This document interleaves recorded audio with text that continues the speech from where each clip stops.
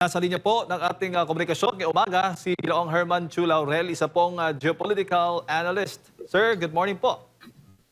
Magandang umaga po sa SMNI at sa ating mga TV hosts, anchors. Good morning. Yes sir, good morning po. Jade po ito, sir, comment pong at paano ho ba ninyo tinitingnan itong Senate resolution? Inaprubahan o inadapt po na Senate resolution na kumukundina sa China Yeah. kahapon. Yeah, well, number one, Jay, sorry, wala kasi akong video kaya hindi ko nakikita kung sino nag-a-anchor ngayon. So, Yes, Jay, sir. good morning. May kasama ka ba para Si Admar. mabati ko? Si Admar po. Si Admar, Yes good po. morning. Sorry. It's fine po. Ayaw ko kung anong diferensya ng aking Viber ngayon, ayaw mag-video. Yes sir, go ahead. Good morning ulit. No? Unang-una, hindi pa po malinaw yung lingwahe na lalabas na resolution. Wala daw objection dito pero napakaraming debate kagabi. Kita po natin na sa loobin po ng mga nasa oposisyon sa Senado ay marami po silang hindi gusto dito sa resolution na to. Number two, it is not yet correct to call it a condemnation dahil po subject to style pa itong resolution. So, ihintayin ko at dapat hintayin natin po ang final wording po nito kung anong klase, rejection ba, opposition to the Chinese embassy statements, and anong eksaktong mga salita. No? Pero dito po nakita ko po na unang-una sa kabila po ito ng pag-aamin po ni now Senate Foreign Relations Committee Chair Erwin Tulfo na bukas na sila sa dialogues with the Chinese Embassy. At if I could remember correctly,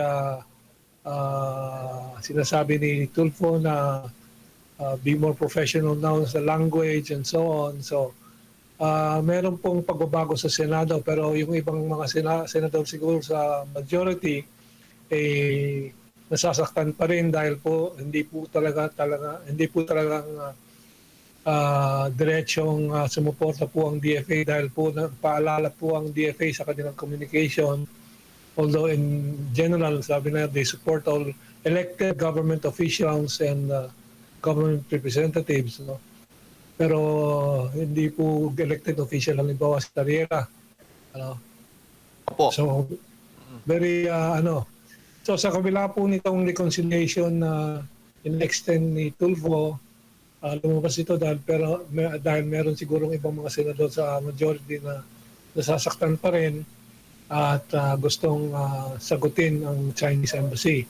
But ang importante po na idagdag po sa lahat na to ay talagang ang Philippine government po ay nagbabago na ng direksyon dito sa Chinese Embassy at sa China at is turning a better, warmer attitude towards China dahil po makikita po natin, very significant po ito na lumabas ng balita kahapong gabi yata, I'm not sure, but now nasa headline po ng ilang mga pahayagan nasa front pages that the Department of Foreign Affairs has appointed as DFA's official spokesman for maritime affairs. Ibig po sabihin po nito, nag-a-assert na po ang Department of Foreign Affairs na sila ang pangunahing boses dito sa maritime issues, dito sa mga West Philippine Sea, at itong mga to. So, Tariera should be stepping aside. But of course, we do not expect Tariera to keep quiet dahil po di po madisiplina po yan. Dahil malinaw naman po ang tinitindigan ni Tariera ay yung suporta ng Amerikano at ng mga American proxies para panggulo. In the meantime, the Chinese Embassy, I'm sure, will just take this very professionally, diplomatically. Wala pong mga fuck you ang narinig natin sa Chinese Embassy na narinig natin sa majority member ng Senate of the Philippines. No? Pero tinatapatan po nila like Ambassador Jing Qian said, itong bagong ambassador ng China. Patuloy ang dialogue ng Pilipinas at China. In fact, yung simula na ulit ng dialogue ay nangyari kahapon nata, no? At may mga larawan na lumabas na magkaharapan ng Ministry of Foreign Affairs at Secretary at the Department of Foreign Affairs ng Pilipinas. So yun po talaga ang stress ng Department of Foreign Affairs. At ang pag-appoint po nitong kay Rogelio Villanueva, a PMA graduate, ano, Opo. joins a long list of Philippine spokespersons for maritime issues. This stands, well, may larawan po dito as he was introduced to a room full of journalists. Rogelio Villanueva Jr. stands at the attention on the sidelines of an undecorated hall inside the DFA headquarters in Pasay City. Opo. So formal na inanunsyo na po ito. And this is the answer of the Department of Foreign Affairs and Malacanang to all these other bangayan na narinig natin, nakikita natin. Opo. So, yung resolution sa galing sa Senate does not mean very much really sa diplomatic position po ng Pilipinas na nagiging positibo na po. So, sa madaling salita, Kamentong, hindi ganoon kalaki yung impact para po sa China itong Senate resolution? Wala pong impact po ito. Basta tinulit na din ni Ambassador Jing Jian na pangkausap lang nila ay ang DFA at ang Malacanang. At kung meron mga utos na personal grant and so on, basta mag-utos lang ang Malacanang. So mag-e-empake ang buong embahada. Pero isipin po natin yung mga sinasabi naman po nung sila Senator Marcoleta at iba pa na maraming interest po ang Pilipinas na nakasalalay po sa magandang pakikipag-ugnay sa China. At yung West Philippine issue ay maraming technicalities na hindi po pinapaliwanag ng mga tulad ni Tariela. At hindi ba umata si Tariela sa pakikipag-debate kay Marcoleta. Pero ngayon, hintayin natin po yung siyasabing tinanggap ni Carpio daw na makipag-debate kay Marcoleta. Dahil napakaraming mga detalyadong mga importanteng impormasyon na lalabas po diyan. At makapatunay po ni Marcoleta na kailangan marami pang gagawin ng Pilipinas para mapatibay po ang claims ng Pilipinas diyan. Hindi lang laban sa China, kundi laban sa Malaysia, Taiwan, Vietnam, Indonesia, Brunei. Maraming ibang mga bansa pang may claim diyan. Opo, Kamentong, bago ko lang ipasa kay Partner Admar, gaano ho ba kahalaga para po sa taong bayan na dapat paano nila tinitingnan itong mga diskusyon at debate dyan po sa Senado patungkol nga dito sa issue ng China at Pilipinas? Kasi alam mo naman, pag magsasalita ka ng pabor sa China, sasabihin pro-China ka. At kapag hindi naman ay pro-America. Parang ganun po yung nagiging So, ang punto ko lamang, ito bang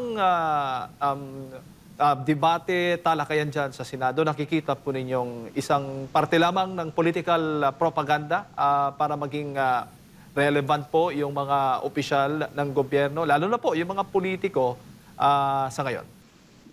Nagtiteater lang po ng marami po sa mga senador. Nagtiteater po, nagdadrama po, megaphone diplomacy para madiin ang kanilang mga pangalan para sa mga susunod na halalan. Lalo-lalo na ng mga nag-ambisyon na tapatan si Sara Duterte. Sila Rita Hontiveros, talagang sumasayaw-sayaw, nagdadrama-drama para mapaulit-ulit ang pangalan at mukha niya sa mga payagan. Pero ang totoo po, meron akong nilabas na quote card ngayon, no, na kinokompara ko yung tinatanong ko, sino mas mahal ang bayan ng Pilipino? Yung mga dumidepensa sa 500 OFW sa China, sa Hong Kong, sa Macau, sa loob ng China, overseas Filipino workers doon. Yung mga dumidepensa at tumutulong sa mga exporters ng durian, saging, pinya ng Mindanao, yung mga nangangalaga ng posibilidad na magkaroon po ng joint venture sa gas and oil exploration between China and the Philippines and other countries, or yung mga naghahadlang po dito sa halimbawa sa panggugulo ay nahahadlangan po yung pagbabalik po ng 2 milyong turistang China na gumagastos po ng $2.5 billion a year. Sinong makabayan daw po doon? Sinong nagmamahal sa Pilipinas at sa Pilipino? So I think malinaw po. Pangalawa, ang totoong sentimento po ng taong bayan tungkol sa mga issues na to ay nakikita po natin sa survey, noong September 2025 ng Pulse Asia. Isa sa ilan lang pong maasahan na survey group. At lumabas po doon, 4% lang po ng populasyon ang tinuturing na ang West Philippine Sea issue ay pangunahing alalahanin nila. 4 sa 100 Pilipino lang po ang nag-iisip po niyan. Ang 96% o 96 sa 100 Pilipino ang inaalala po ay yung presyo ng bilihin, trabaho, corruption, yung kabuhayan po nila. Yun ang totoong sentimento ng taong bayan. Kaya ang kabayan po sa patriotiko at mga Pilipino ay yung mga nangangalaga po ng economic interest po ng bayan, particularly in relation to the biggest market in human history. Pinakamalaking merkado para sa pagkain, teknolohiya, exports natin, ang China, the Chinese market. Ang kalaban po ng Pilipino po ay yung mga naghahadlang sa mga nagawa na sanang maganda noong panahon ni Presidente Rodrigo Duterte na napakaraming tulay, infrastructure project, kabubukas lang ng Bukana Bridge sa Davao, yung Wawa Dam, kabubukas lang po ni Ambassador Ching Chian na nagdadagdag po, I think, 600 megawatt power sa kuryente po natin at supply ng tubig sa Metro Manila. Tuloy-tuloy po ang mga projects po ng Chinese Embassy with the Philippine government tulad ng pagpapatuloy po ng dialogo. So positibo lahat ang nangyayari except yung mga malalaking pahayagan po natin. Gusto i-highlight po yung bangayan dahil po sa mga interest ng oligarchs na may control ng malalaking media natin. Kaya salamat po sa SMNI, nag-uulat po kayo ng balanseng balita. Kamentong, magandang umaga, si Admar po ito. No? Pinapatibay ba itong mga pinapahayag po, like kagaya po ni Senador Rodante Marcoleta, nitong si Senador Alan Peter Cayetano, mas pinapatibay pa ba natin yung ating claims or pagigit sa ating interest kung or nagpapahina po dito itong sa kanilang mga nagiging pahayag po? Well, ang ginagawa po nila Senator Marcoleta, nila Senator Jaime Marcos, nila Cayetano ay nagpapatibay sana sa ating mga claims dyan sa South China Sea.